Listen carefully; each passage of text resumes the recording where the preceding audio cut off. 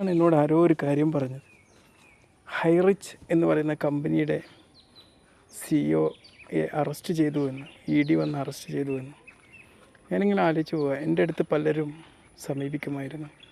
ഈ ഹൈറിച്ച് പേടിക്കാനില്ല കേട്ടോ, ഇത് നമ്മൾ ബിസിനസ്സിലേക്ക് ഇറങ്ങുകയാണ്, നമ്മൾ OTTയിലേക്ക് ഇറങ്ങുകയാണ്, ധൈര്യമായിട്ട് കൂടിക്കോളി. പിന്നെ അല്ലാതെ പിന്നെ ഒരുപാട് പാഠങ്ങൾ ജീവിതത്തിൽ പഠിച്ചതുകൊണ്ട് ഞാൻ അവസാനം ചേർന്നില്ല.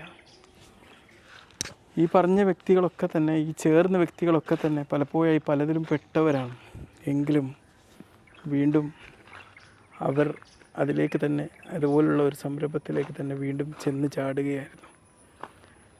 ചിലരൊക്കെ പറയും അത് എന്തായാലും പൊട്ടുന്നതിന് മുമ്പ് കുറച്ച് കാലം അത് ജീവനോടെ നിൽക്കും.